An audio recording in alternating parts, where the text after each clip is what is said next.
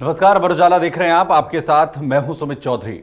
भारतीय सनातन परंपरा को बचाने, उसका पुनरुत्थान करने के लिए तमाम जो संस्थाएं हैं वो काम कर रही हैं। कुछ ऐसी संस्थाएं हैं जो लगातार कोशिश कर रही हैं कि हमारे वीरों की जो गाथाएं हैं, उनका जो शौर्य की जो उनकी पहचान है वो जन जन तक पहुंचे, हमारी वर्तमान पीढ़ी उसे बेहद करीब से जाने।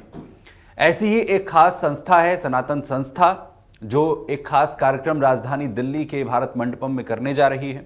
आखिर विजन क्या है, उद्देश्य क्या है कार्यक्रम के पीछे, और संस्था आखिर किस तरीके से कार्य कर रही है, तमाम चीजों को लेकर होगी बात। हमारे साथ इस वक्त खास मेहमान मौजूद हैं। हमारे साथ हैं चेतन राजहंस जी, जो कि सनातन संस्था के राष्ट्रीय प्रवक्ता हैं। सर, बहुत स्वागत है आपका।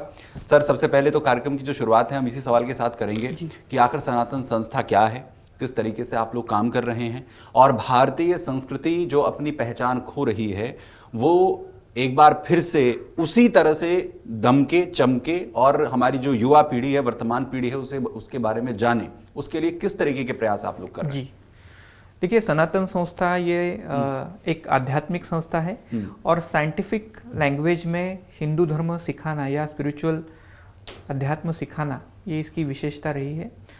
सनातन संस्था के जो संस्थापक है गुरुदेव डॉक्टर जयंत आठवले जी, ये पूर्व जीवन में साइंटिस्ट रहे।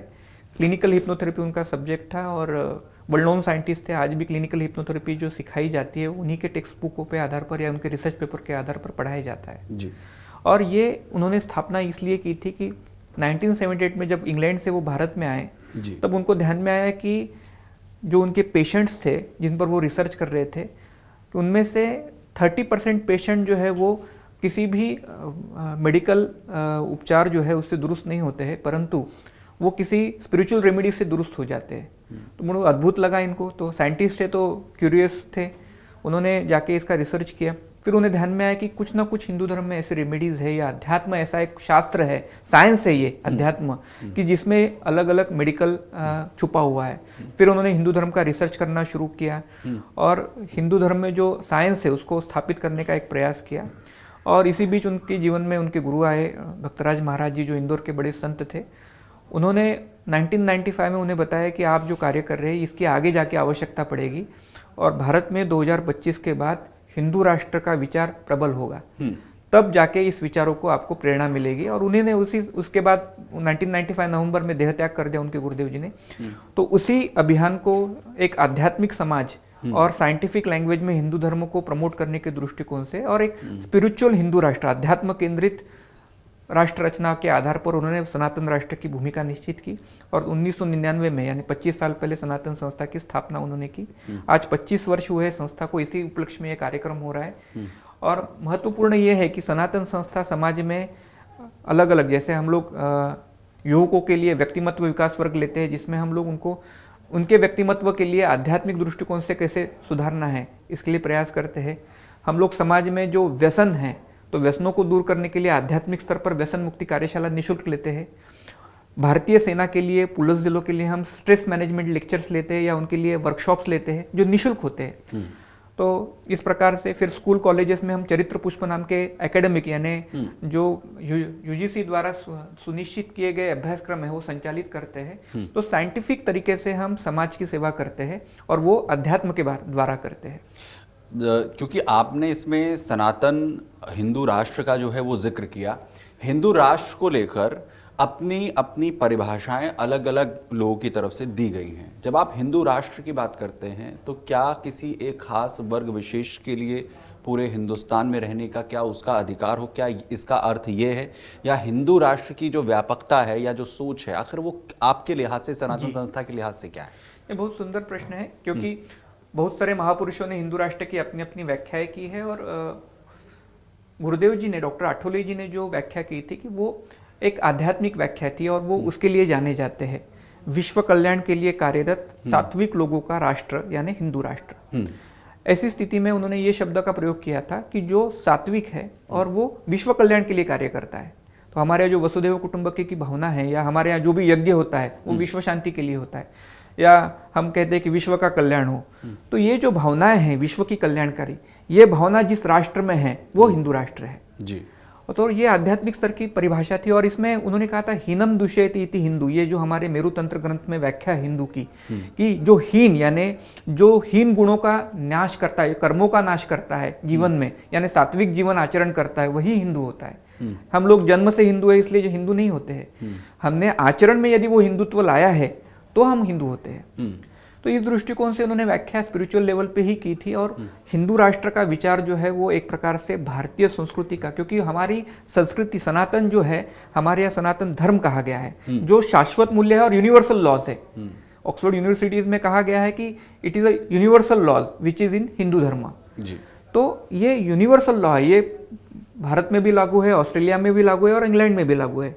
तो इस प्रकार से जो यूनिवर्स, जैसे माता के लिए हमारे यहाँ मातृ धर्म कहा गया है, यानी पुत्र धर्म है माता के लिए। जब मैं पत्नी के साथ हूँ तो मेरा जो है वो जो है पति धर्म है, और मेरी बच्ची के साथ में हूँ तो मेरा जो है पिता धर्म है। तो धर्म जो है ये यूनिवर्सल लॉ, ये ऑस्ट्रेलिया में भी लागू होता है और इंग्लैंड में भी लागू होता है।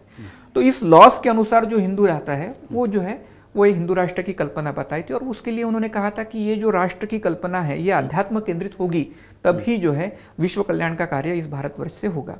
जी, हिंदू राष्ट्र की संकल्पना, उसका एक जो है विचार, और उसके बाद सनातन जो संस्था है ना, उसका मूल विचार, ये आखिर कैसे जुड़े आपस में, इसकी शुरुआत कैसे हुई?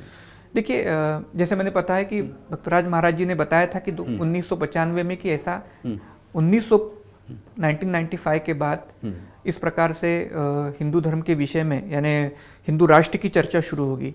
1997 में हमारे पूज्य गुरुदेव जी ने एक ग्रंथ लिखा था, ईश्वरीय राज्य की स्थापना, जिसमें उन्होंने लिखा था कि भारत में 2012 के बाद जो है जो तामसी राजनीतिक शक्तियां हैं वो परास्त होने लगेगी और विकासवादी विचारों के लोग विजयी होने लगेंगे। उन्होंने ये भी कहा था कि 2019-20 के बाद भारत में बड़ी आपदा या महामारी का संकट आएगा और उसके बाद जो है भारत में हिंदू राष्ट्र की चर्चा प्रबल हो जाएगी और 2025 के बाद भारत में हिंदू राष्ट्र का विचार प्रबल होगा। और उसके लिए उन्होंने लिखा था कि इसके लिए इस काल में हमें अध्यात्म विचारों के लोग जो है उनको एकत्रित करना होगा। इसलिए उन्होंने 2012 में गोवा में हमने पहला भारत में जो हिंदू राष्ट्र का विचार रखकर कार्य करने वाली सामाजिक, धार्मिक, या मीडिया की संस्था है उन सबको एकत्रित लाया था और हमने 10 वर्ष तक यानी 2023 तक हमने इस श्रृंखला को जारी रखा। 1000 से अधिक हिंदू संस्थाओं को हमने एकत्रित किया इसी उद्देश्य से। 7 दिन हम एकत्रित आते थे, हम कॉमन मिनिमम प्रोग्राम बनाते थे और कार्य करते थे। आज भारत में नेपाल, इंडोनेशिया, श्रीलंका, इन देशों में ये सारा विस्तार फैला हुआ है सारी हिंदू संस्थाओं का, जो एक श्रृंखला में कार्य कर रही है, एक विचार से काम कर रही है और सनातन संस्था के आध्यात्मिक मार्गदर्शन में कार्य कर रही है। अभी क्योंकि एक कार्यक्रम भी होने वाला है राजधानी दिल्ली के अंदर भारत मंडपम में, मैं उसके बारे में आपसे जो है वो जानूंगा। ये जो कार्यक्रम है ये शंखनाद के नाम से आपने जो है इसका नाम दिया है, सनातन राष्ट्र शंखनाद। किस तरीके का शंखनाद है, कैसे लोगों को आप इसके जरिए जो है वो जोड़ रहे हैं? देखिए, शंखनाद शब्द का अर्थ होता है शुभ आरंभ जी, और वास्तव में संघर्ष का शुभ आरंभ। कुरुक्षेत्र में जो शंखनाद हुआ था वो संघर्ष है, परंतु उसका शुभ आरंभ भी है जी। तो एक प्रकार से हमें आगे काल में जो एक शुभारंभ करना है उसका साक्ष्य एक शंखनाद शब्द के रूप में हमने जोड़ा है। सनातन राष्ट्र ये शब्द हम पहली बार चर्चा में ला रहे, क्योंकि वास्तव में देखा जाए तो आज प्रचलित हिंदू राष्ट्र यही शब्द है, क्योंकि हिंदू राष्ट्र लोगों को प्रचलित भाषा में है, हिंदू शब्द सब जानते हैं, लेकिन हमारा धर्म जो है वो सनातन शब्द से जाना जाता था। और सनातन यानी शाश्वत, जैसे मैंने बताया, तो हमारा जो राष्ट्र है वो भी एक शाश्वत सिद्धांतों पे आधारित है। तो हमारे यहाँ भरतखंड था, भारतवर्ष था, हमारे यहाँ से ही सारे भारत के पृथ्वी के सम्राट होते थे। तो एक प्रकार से भारतवर्ष में ये जो सनातन राष्ट्र था जो शाश्वत था, यहीं से चक्रवर्ती राजाओं की निर्मित होती थी। तो उस सनातन राष्ट्र को, उस कल्पना को पुनर्जीवित किया जा रहा है, जिसमें हमारे सारे मान बिंदु है जिसको सुरक्षित रखने की विचार हमने वहाँ प्रस्तुत किया। जैसे हमारे यहाँ गौ माता है, गंगा जी है, हमारी सारी हिंदू वंश की विशेषताएं है जो आज सेकुलरिज्म के नाम पर खत्म हो गई है, या हमारी विद्या क्षेत्र है जो हमारे वेदादि ग्रंथ से शुरू होती है, उसको भी हम कहीं ना कहीं आज सुरक्षित नहीं रख पाए हैं। तो राष्ट्र का सनातनत्व हमें अस्तित्व बचाए यदि रखना है तो उसके लिए ये सनातन राष्ट्र का शंखनाद है मूल रूप में। हमने आज इसमें केवल 2 ही सूत्रों पे हमने इस कार्यक्रम की थीम बनाई है, जिसमें सनातन संस्कृति की सुरक्षा और सनातन भारत की सुरक्षा। और इसीलिए ये जो थीम है ये हमने इसमें बनाई है। और छत्रपति शिवाजी महाराज यानी प्रभु श्री राम जैसे आदर्श है, लेकिन आगे आने वाले काल में, आधुनिक काल में छत्रपति शिवाजी महाराज इन्होंने इस कल्पना को साकार करते दिखाया था स्वराज्य के द्वारा। इसलिए हमने इस कार्यक्रम में छत्रपति शिवाजी महाराज जी की थीम को स्थापित किया है। बिल्कुल। और आपने क्योंकि जो हिंदू राष्ट्र का जिक्र किया, आपने कहा कि हम सनातन राष्ट्र की संकल्पना है उसके साथ हम अब आगे आ रहे हैं। वैसे भी सनातन जो है वो ज़्यादा व्यापक है। हिंदुत्व का जो शब्द है वो उसके मुकाबले जो है वो काफ़ी संकुचित नजर आता है सनातन राष्ट्र के प्रति। और वर्तमान में भी हिंदू राष्ट्र को लेकर जिस तरीके की एक छवि गढ़ने की कोशिश हुई है और अपनी अपनी परिभाषाएं जो उसमें दी गई हैं, उसे जिस तरीके से परिभाषित किया गया है, उसके बाद वो जो उद्देश्य है वो कहीं ना कहीं भटकता हुआ नजर आता है। देखिए, बहुत बार ये होता है कि हिंदू राष्ट्र को भावनिक नज़रिए से देखा जाता है। बहुत सारी संस्थाएं या संगठन या विचारक काम जो करते हैं वो भावनिक स्तर पे उस विचार को रखते हैं। सनातन शब्द, आपने बिल्कुल सही कहा कि सनातन शब्द बहुत ही व्यापक है, वो संकीर्णता से दूर है। और ये भी मैं बताना चाहूँगा कि सनातन शब्द से सारे जो सनातन धर्म के जुड़े हुए जो पहलू है, पंथ है, वो सारे जुड़ जाते हैं। तो ये सबसे महत्वपूर्ण है। और सनातन शब्द की और एक विशेषता क्या है कि ये हिंदू शब्द जब आता है तो वो केवल भारत की भूमि के लिए लागू होता है, लेकिन सनातन शब्द यानी जैसे ऑक्सफोर्ड यूनिवर्सिटी ने उसका डेफिनेशन किया है कि universal laws which is in Hinduism, यानी यूनिवर्सल लॉज जो सनातन है, जो शाश्वत है वही। तो ये एक यूनिवर्सल लॉ के तहत ये काम करता है सनातन शब्द। तो ये विश्व कल्याणकारी विचार देने में ये एक बहुत अच्छा शब्द है, इसलिए इसी शब्द को प्रचलित करने का एक प्रयास यहाँ है। जी, अब क्योंकि जो 13 और 14 दिसंबर को कार्यक्रम यहाँ पर होगा, किस तरीके का ये कार्यक्रम है, क्या कुछ जो है वो उन तमाम लोगों के लिए, उन तमाम सनातनियों के लिए आप जो है वो करने वाले हैं, किस तरीके की रूपरेखा है इसकी? जी, इस कार्यक्रम की रूपरेखा में से मैंने बताया कि 2 प्रकार की है। पहला दिन जो 13 तारीख है, छत्रपति शिवाजी महाराज का स्वराज्य जो सनातन राष्ट्र के लिए एक आदर्श है, उसका मूल रूप में उसका प्रमोशन होगा, उसके विचारों का मंथन होगा, जिसमें हमने रिटायर्ड CGI जो उदय ललित जी है, उसके बाद जो है रक्षा मंत्रालय से जो सचिव है, यानी स्वराज्य की जो अलग अलग व्यवस्थाएं कैसी थी आधुनिक काल की, शिवाजी महाराज के काल में, और आधुनिक काल में उसको कैसे दुरुस्त करना है, इस थीम को हम काम करेंगे। जिसमें पहला यह है कि स्वराज्य दृष्टि कैसी थी, यानी स्वव्यवस्था हमारी कैसी हो।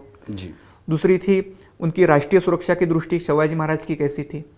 उसके बाद न्याय व्यवस्था कैसी थी, मंदिरों के विषय में शिवाजी महाराज जी का दृष्टिकोण क्या था। ठीक है। उसके बाद जो है सांस्कृतिक दृष्टि स्वराज्य की कैसी थी। तो इन तमाम मुद्दों पर वहाँ चर्चा होगी और आधुनिक भारत में हमें क्या बदलाव अपेक्षित है, यानी आधुनिक काल के कानून और संविधान के अनुसार।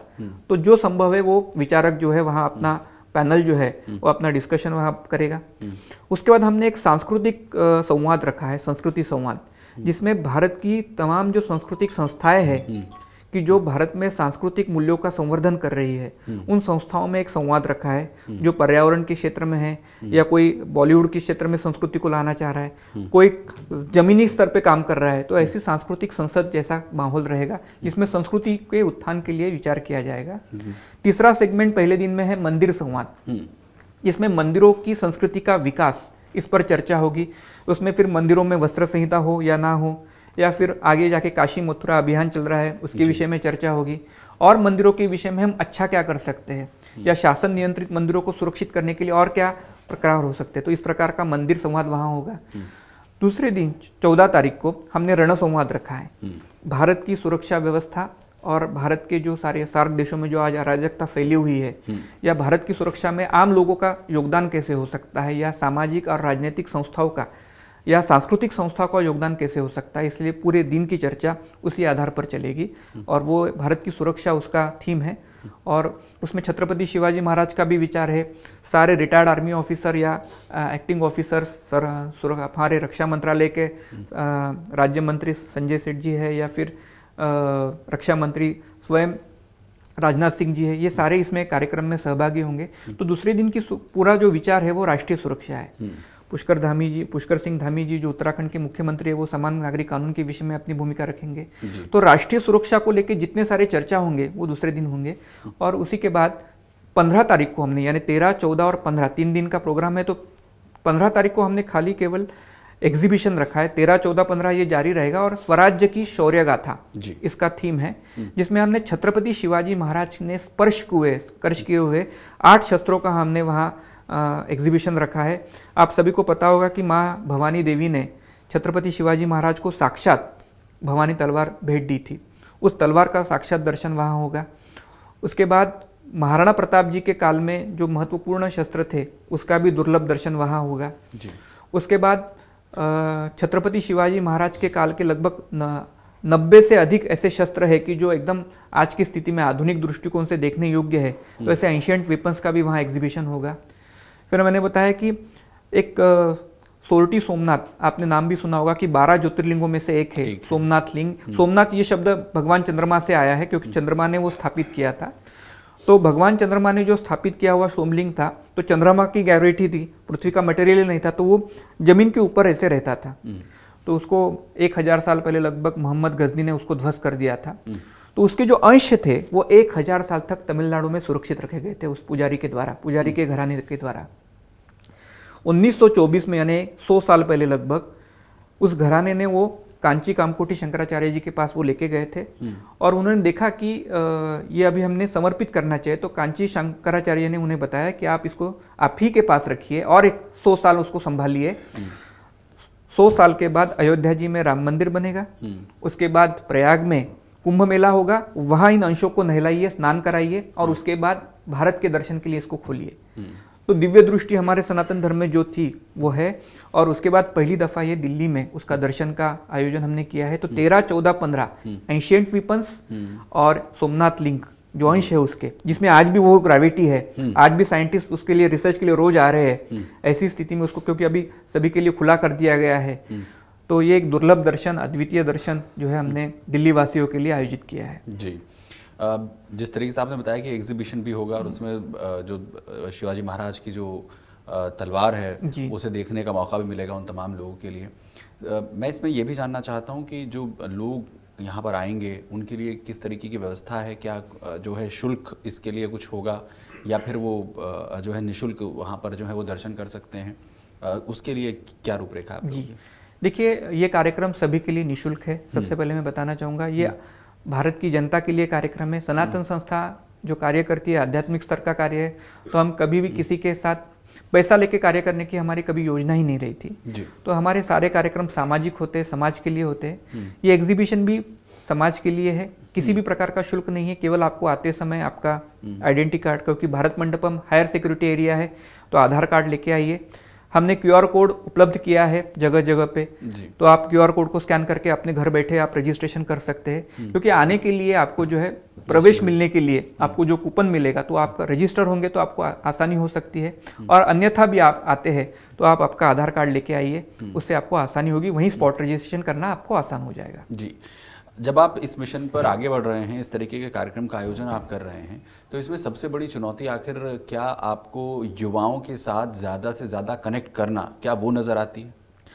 देखिए, आज के काल में यानी सोशल मीडिया का युग जब आया है तब से ये आसान हो गया है, क्योंकि युवाओं से कनेक्ट होना 2014 के पहले या 13 के पहले ये संभव नहीं था, कठिन था, क्योंकि मीडिया हमारे यहाँ नियंत्रित थी। लेकिन सोशल मीडिया के कारण आज ऐसा है कि हम युवकों से सीधे बात कर सकते हैं, कनेक्ट हो सकते हैं। और इसीलिए युवकों से आज मैं बताना चाहूँगा कि ये जो कार्यक्रम हो रहा है इसमें लगभग बहुत सारे युवाओं का संवाद है, सहभाग है। बहुत सारे जो डेमोन्स्ट्रेशन शिवकालीन शस्त्रों के होंगे वो युवकों के द्वारा ही होंगे। बहुत सारे वक्ता भी युवा है इस कार्यक्रम में जो अच्छे। तो मैं बताना चाहूँगा कि कार्यक्रम का आयोजन युवकों का ही है महत्वपूर्ण। और ये बताना चाहूँगा कि ये जो शिवाजी महाराज का इतिहास है ये युवा जानना चाहते हैं, क्योंकि मैं अभी 3-4 राज्यों का प्रवास करके आया हूँ। मैंने छोटी छोटी बैठक के लिए युवकों कॉलेजेस में मैंने संबोधित किया। मैंने देखा कि युवक छत्रपति शिवाजी महाराज के स्वराज्य को जानना चाहते हैं, वो कैसा था, क्या था। जैसे चाणक्य को जानना चाहते हैं वैसे शिवाजी महाराज को जानना चाहते हैं, जहाँ शिवाजी महाराज कभी गए ही नहीं थे। मैं अभी हरियाणा में था, तो मैं इतिहास के वर्ग में गया था, तो एक स्टूडेंट ने मुझे बताया कि सर हरियाणा को तो भूगोल है, ज्योग्राफी है केवल, लेकिन महाराष्ट्र से आप आए तो आप छत्रपति शिवाजी के राज्य से आए, तो उसको तो इतिहास है महाराष्ट्र को, तो हमें वो इतिहास बताइए कि जिसके कारण हम लोग जो है बड़े गर्व महसूस करते हैं। कुरुक्षेत्र में या पानीपत में यहाँ मराठे आए थे और उन्होंने सुरक्षा की थी हरियाणा की, तो ये हम सब जानना चाहते। तो एक क्यूरियोसिटी है युवकों में। तो बताना चाहूँगा कि दिल्ली के बहुत सारे कॉलेजेस में हमने संपर्क अभियान करके इस कार्यक्रम का आमंत्रण दिया है और बहुत सकारात्मक वातावरण है। विद्यार्थी आना चाहते हैं, प्रोफेसर्स आना चाहते हैं, ये सबसे बड़ी बात है। जी, अभी जिस तरीके से आप अपने मिशन पर आगे बढ़ रहे हैं, इसमें किस तरीके की चुनौतियां अभी तक आपके सामने आती हैं? क्या किस तरीके के चैलेंजेस हैं आपके सामने, जिसमें आप उस सनातन राष्ट्र की जो संकल्पना को लेकर चल रहे हैं कि वो मूर्त रूप ले सके, उसमें किस तरीके की परेशानियां हैं? देखिए, सबसे पहली तो ये है कि हमारी संवैधानिक व्यवस्था में सेकुलर शब्द जो है वो सबसे बड़ी मूल कारण जो है, वो सबसे परेशानी वही है, क्योंकि इस शब्द की कोई डेफिनेशन ही हमारे संविधान में नहीं है। There is no definition. जब ये संविधान बना 1949 को 26 नवंबर को हमारा संविधान बना और 26 जनवरी 1950 को हमने उसको प्राप्त कर लिया, यानी भारत की जनता को समर्पित किया, आत्मार्पित किया। तो ये जो संविधान बना है उसमें सेकुलर शब्द कहीं नहीं था। देयर इज नो, ये आया शब्द कब फिर, क्योंकि जो संवैधानिक चर्चा हुई थी उसमें 2-3 बार इस पर बहस हुई, परंतु अंबेडकर साहब थे या नेहरू साहब थे, उन्होंने विरोध किया कि ये ऐसा संभव ही नहीं है, क्योंकि इससे नास्तिकता का अर्थ निकलेगा और इसलिए हम शब्द को इसमें स्थान नहीं देंगे। 1976 में जब इंदिरा गांधी का शासनकाल था, जब इमरजेंसी का काल था, उस समय उन्होंने सभी विपक्ष कारावास में भेजकर इस शब्द को हमारे संविधान में डाला। तो यानी मूल संविधान का ये कोई भी ये शब्द नहीं है, सेकुलर शब्द। अब उस समय की आवश्यकता ये थी कि उस समय उन्हें लग रहा था, उन्हें क्योंकि विपक्ष पुनः जीतना नहीं चाहिए और धर्म का राजनीति नहीं होनी चाहिए, इसलिए उन्होंने सेकुलर शब्द डाला। और समाजवादी जो उनके साथ उस सभ्य के सहयोगी थे, उनको भी एक प्रकार से उन्होंने साथ लिया। समाजवाद और धर्मनिरपेक्ष, ये 2 शब्द जोड़े गए 1976 में। तो देखिए, अब राजनीति के कारण ये शब्द जोड़ा गया है, ये कोई मूल संविधान की भावना है नहीं। तो इसीलिए, लेकिन अब इसकी कोई डेफिनेशन भी नहीं की गई है। There is no definition. Secularism यानी क्या? मैं हर राज्य में मैंने प्रवास किया है, मैं हम लेक्चर्स देते हैं। तो मैं दिल्ली में कार्यक्रम में था, तो कोहली साहब उस समय राज्यपाल थे, उन्होंने कहा कि भाई इसका जो अर्थ होता है वो एक प्रकार से सर्वधर्म संभाव है। ठीक है। फिर मैं आंध्र प्रदेश में गया, उसका अर्थ होता लौकिकवाद बताया उन्होंने, क्योंकि वहाँ की डेफिनेशन सरकारी इसमें लौकिकवाद लिखा है। महाराष्ट्र में गया तो धर्मनिरपेक्ष कहा गया है। राष्ट्रपति ने जो हिंदी अनुवाद किया उसका अर्थ लिखा है पंथ निरपेक्ष। यानी हर विषय में यहाँ अलग अलग अर्थ निकलता है। जुडिशरी में भी इसके विषय में एक इंटेलेक्चुअल जो है डिबेट चल रही है कि इसका अर्थ क्या है, क्योंकि कोई इसका डेफिनेशन ही नहीं किया गया, क्योंकि राजनीतिज्ञों ने अपने राजनीतिक लाभ के लिए उसको डाला गया था। मैं एक छोटा सा केस का उदाहरण आपको दूंगा। असतोमा सद्गमय, ये जो हमारी प्रार्थना है, ये केंद्रीय विश्वविद्यालयों में या विद्यालयों में जो भारत सरकार द्वारा संचालित है उसमें ली जाती है। 3 लाइन्स की जा है कि मृत्युर्मा अमृतम गमय, 3 ही लाइनें ये पवन, ये कि भाई आप जो है ज्ञान से प्रकाश की ओर जाइए, अज्ञान से प्रकाश की ओर जाइए, यानी उसके बाद जो है अंधकार से प्रकाश की ओर जाइए, और मृत्यु से अमरत्व की ओर जाइए। ये एक तत्वज्ञानिक प्रार्थना है, तत्वज्ञान की प्रार्थना है। और इसको एक 2019 में एक केस दाखिल हुआ कि ये हिंदू श्रद्धा से संबंधित प्रार्थना है और इसके लिए इसको जो है सेकुलरिज्म के तत्वों के खिलाफ है और केंद्रीय विद्यालयों से हटाई जानी चाहिए। अब उसको स्वीकार कर लिया, यानी हिंदू श्रद्धा संवर्धित करना यानी सेकुलरिज्म के खिलाफ हो गया। और उन्होंने उसमें बचाव में रखा, इसलिए इसकी जगह प्रेयर लिखी जाए, यानी क्रिश्चियन बिलीफ की प्रार्थना चलेगी लेकिन हिंदू श्रद्धा की तरफ नहीं चलेगी। अब ये घटनापीठ के तरफ चला गया है। 5-6 साल तक संविधान का निर्णय ही कोर्ट नहीं दे पाया कि ये है या नहीं। तो सेकुलरिज्म शब्द की क्योंकि व्याख्या ही नहीं है, देयर इज नो डेफिनेशन, इसलिए जो मनगढ़ा अर्थ निकाल लेते हैं वो अर्थ हो जाता है। तो सबसे बाधक यही होता है, क्योंकि आर्टिकल 28 में कहा गया है कि हमारे यहाँ शिक्षा संस्थानों में किसी भी प्रकार की धार्मिक शिक्षा हम नहीं दे सकते। तो हम लोग गीता जी, रामचरितमानस या कुछ नहीं पढ़ सकते, क्योंकि हमारे यहाँ का संविधान में लिखा है 28 में। 30 में लिखा है कि यदि आप अल्पसंख्यक समुदाय है तो आपकी शिक्षा संस्थान हो सकते हैं और आप आपकी मजहबी एजुकेशन दे सकते हैं, यानी मदरसा हो सकता है, कुरान हदीस पढ़ाया जा सकता है, कॉन्वेंट स्कूल हो सकते हैं, वहाँ जो है आप बाइबल पढ़ा सकते हैं। तो होता क्या है कि हमारा बच्चा पढ़ने के बाद वो हमारी संस्कृति, हमारे मूल्य, हमारी नैतिकता ये सब भूल जाता है और बड़ा होते वो नास्तिकतावादी बन जाता है। और दूसरी ओर वे बच्चे बचपन से अपने मजहब को सीखते हैं और बाद में जो है मजहबी बन जाते हैं। तो एक प्रकार से ये देखा जाए कि हमारा हिंदू समाज सनातनत्व से दूर हो रहा है, ये एक संवैधानिक अन्याय हुआ है और वो सेकुलरिज्म के नाम पर हुआ है। इसीलिए संविधान में सेकुलरवाद के दृष्टिकोण से एक जागरण की आवश्यकता है और उसके लिए भी यह एक शंखनाद है, क्योंकि यही बाधा है भारत के सभी सांस्कृतिक जो दृष्टिकोण है या सांस्कृतिक भावना है उसको आहत करने वाली ये जो मूल बाधा है वो सेकुलरिज्म है। जी, तो सेकुलरिज्म को लेकर इस शब्द को लेकर एक जो धारणा है वर्तमान में और उसे लेकर जिस तरह की आप जो है समस्याएं बता रहे हैं उसका एक व्याख्यान आपने यहाँ पर दिया है। अंत में ये चाहूँगा कि इस पूरे कार्यक्रम को लेकर और आप जिस मिशन को लेकर आगे बढ़ रहे हैं उससे लेकर लोगों से क्या कहना चाहते हैं? देखिए, मैं लोगों से कहना चाहूँगा कि हम लोग सनातनी हैं, हिंदू धर्म से अनुयायी है, भारत की परंपरा से जुड़े हैं, तो आप सभी इस कार्यक्रम का हिस्सा बनिए। आप दिल्ली में रहते, एनसीआर में रहते या आसपास रहते तो इस कार्यक्रम में आइए, शरीर से आपका सहभाग होगा। जी। यदि आप इतने दूर नहीं आ सकते तो इस विचार से मन से जुड़िए जी। और जिनके पास क्षमता है तो आर्थिक क्षमता के दृष्टिकोण से आप इस कार्य के लिए, ये धर्म संस्थापना का कार्य, ईश्वरीय कार्य है, इसलिए आप जो है इसको धन समर्पित कर सकते हैं। जिनके पास बुद्धि है वो बुद्धि समर्पित करे। तो एक प्रकार से अपने पास जो योग्यता है, अपनी जो क्षमता है, उसके आधार पर इस सनातन राष्ट्र के लिए, हिंदू राष्ट्र के लिए आप जो है अपना जीवन समर्पित करिए।